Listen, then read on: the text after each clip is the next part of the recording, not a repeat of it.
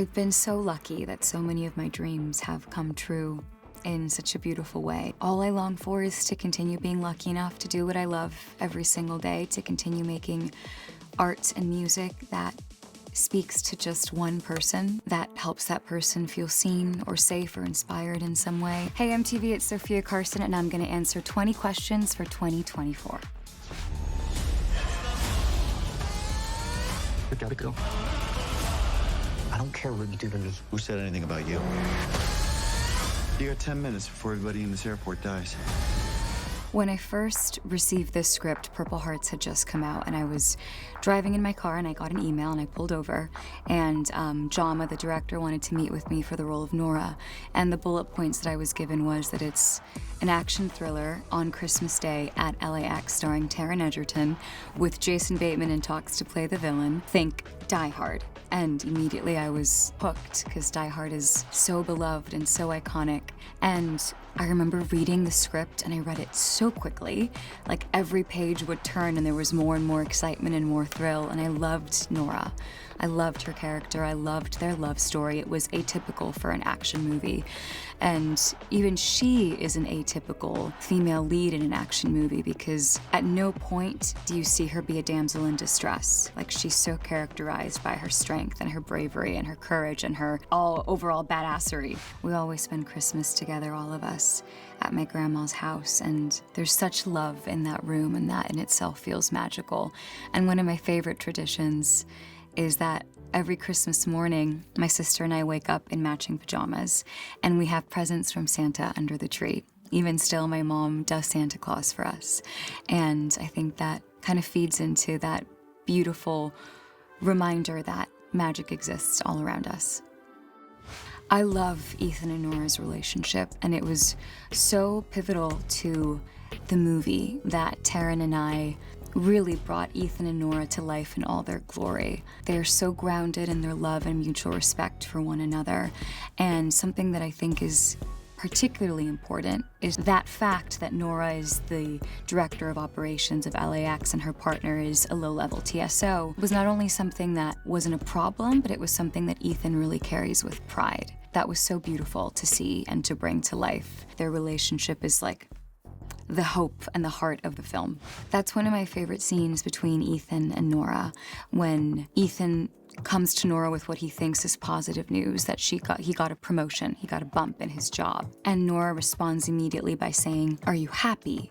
And then Ethan's very taken aback by that question. And then she goes further and says, you know, what would you tell our son or our daughter if he fell down? You know, would you tell him to get back up again and try again? And what Nora's trying to tell Ethan here is, I need you and I want you to be happy, and I want you to find your love and passion for life again, not for me, but for you. And soon we're gonna have a baby, and we need that baby to have a father who can set that example for him. I went on over 200 auditions, which is over 200 no's, 200 rejections before I got my first opportunity. And somehow you have to find it in you to believe in yourself more than any rejection, to know that you have to keep knocking on every single door until the one that's meant for you will open, because when it's your time, it's really your time.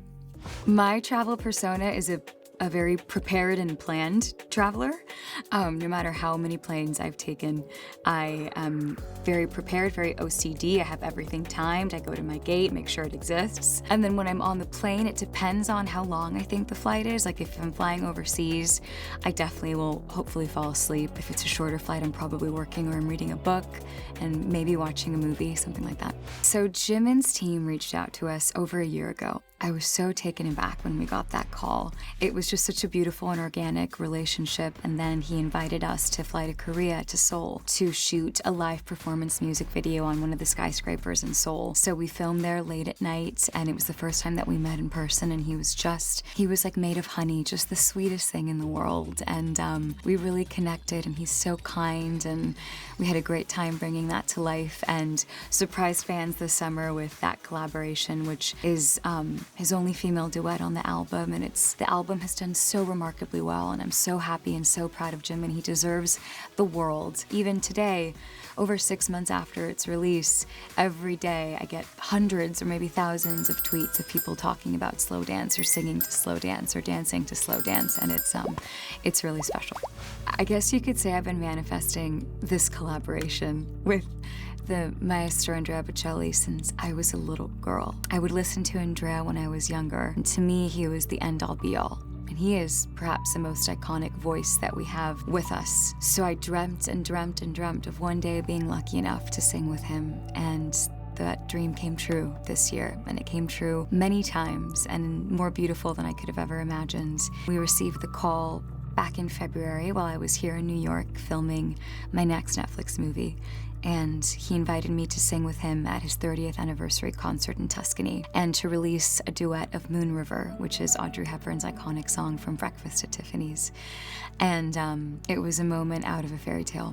I remember vividly the very first time that we sang together in Tuscany. When I started singing my verse, Andrea had his eyes closed and a smile formed on his face, and he started kind of swaying with the melody of my voice, and he just was so transfixed and so lost in the music. And it was such a beautiful reminder of why I fell in love with music, because oftentimes the pressures and the nerves and the anxiety of perfection can sometimes weigh more than the love and the joy and the innocence. Anytime we sing together, no matter how crazy it is around us, for those 3 minutes, I get to lose myself and the rest of the world disappears, and that's what music should always do. If I knew that every time my heart would break, you make the space. It's a beautiful ballad, a beautiful duet between Matteo and I, and our voices just really, they blend so beautifully together, and the story is a really beautiful and heartbreaking but hopeful story about when you find the love that was meant for you, you realize what all the heartbreak was for. And we got to shoot the music video in Tuscany, in Andrea's home, which was magical. And yeah, we're so happy that the world responded so beautifully to that collaboration.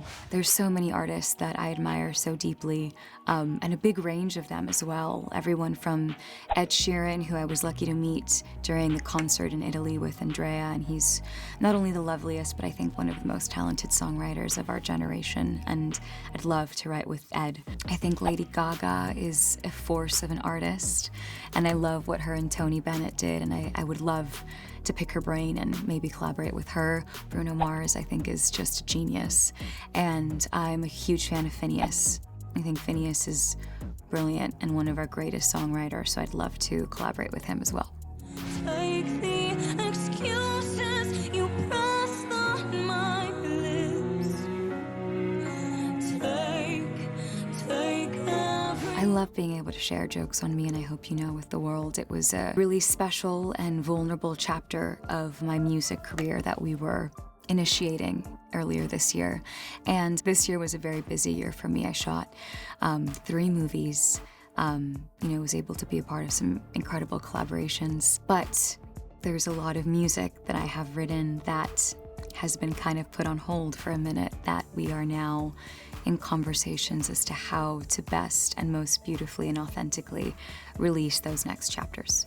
I love poetry, and most of my music begins as poetry and lyrics or song titles, but my notes pages are full of poems or song lyrics that eventually become music. And I guess I am hopeless romantic. I mean, when you listen to my music, it's so evident.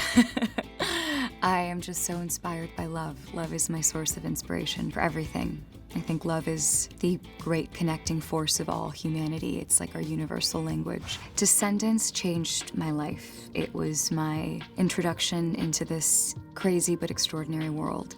And I think of all the things that have stayed with me, because so much has, I think what stayed with me the most is learning the responsibility of my voice. Evie very quickly became so important to millions of young women and boys and children all around the world. And I remember when we were on press tour, meeting these young girls and hearing in their own words how Evie either changed their life or how within her they felt seen and cared for and safe. And I quickly realized the responsibility that I carry with everything that I say, with every song that I write, with every role that I play. And I carry those young girls with me in every choice that I make in my career. In the loss of our dear friend Cam, something beautiful came from it, and that's the Cameron Boyce Foundation, which all three of us are dedicated to supporting. And we come together every year, once a year, for Cam at that gala, and with Libby and Victor and Maya, who are our family forever. And we do keep in touch every once in a while apart from the gala. You know, Cam's family became like me and my sister's family, and we see each other a few times a year, but we will forever be connected, and we will forever be the core four. Before every performance, I warm up with my vocal coach over FaceTime. His name is Eric Vitro, and he is just the most extraordinary soul. And not only is he good for my voice, he's good for my soul. And we warm up for 30 minutes before every performance, before every rehearsal, and he kind of just gets my voice and my mind right. And that has become so pivotal for me before every performance. And before my days on set, I guess I always start my day with, you know, about an hour and a half of glam in the hair and makeup chair. And for every single character, I always make a curated playlist that feels like them, that feels like their story. And so as I'm getting ready, I'm listening to those songs, and I'm reviewing my scenes for the day and just letting everything like flow into my heart and my body. For Nora, I put a lot of Bruce Springsteen in there, which you'll actually listen to in the soundtrack of the movie because it's so great. I also had Beyonce in there. I had Alicia Keys. I remember putting We Run the World in there, of course, which felt very Nora. I love fashion, and I love that it's another outlet through which I can be a storyteller. That's kind of how we approach every red carpet, every press look, every moment where I walk out the door and I'm gonna be photographed. We think of the moment and the story that we're telling. So with Dune, for instance, that look, which is also one of my favorites, was so highly inspired by the spectacular visuals of the universe of Dune made by Denise. And with my premiere of Carry On, that outfit was completely inspired in Carry On itself. You know, all the visuals of Carry On are very sleek. They're red, white, and black. Therefore, basically everything I've worn on press tour has been in those tones. And I also just love drama. I love a dramatic moment. So I love a train, I love a cape, I love gloves. Anything that really makes a moment on a red carpet is what I'm drawn to. On my day-to-day, my favorite accessory is sunglasses. I always have black sunglasses on, and my current favorite pair are these Valentino kind of cat eye that have a little bit of gold on their rims. They just instantly make me look cooler even when I don't look cool. My mom is such a beautiful example of this. She loves celebrating any success in mine and my sister's life. And I remember, and this just came to mind, when I got into UCLA when I was 18. And I was getting ready to go off to college, but moving to LA also meant beginning this journey of trying to make it in this industry of, you know, writing songs to try to get signed, going on auditions to try to get a job. And my mom bought me a ring that had angel wings on it, and she wrote on this big glass mirror that I had in my room, one wing to fly high and one wing to always remember to come back home. And that's what the ring signified. And I still have that with me, and I'll never forget that. And I think that's what my mom is for me. She is my wings to fly, and she's also my home. My sister is my built-in best friend. What I love most about our relationship is that when we're together and when it's just the two of us, it's like we're little girls again. With my sister, it doesn't matter if I've just walked, you know, or if I've just performed at the Oscars, or if I've just released a movie. Like, I'm always going to be her older sister, and our relationship is just so beautiful and so full of love and so pure, and she will always be grounding me down to earth no matter what. Like, after I come back for a premiere, she'll say, you have to go outside and walk Joey. So I'll be like in a gown with sneakers on walking Joey.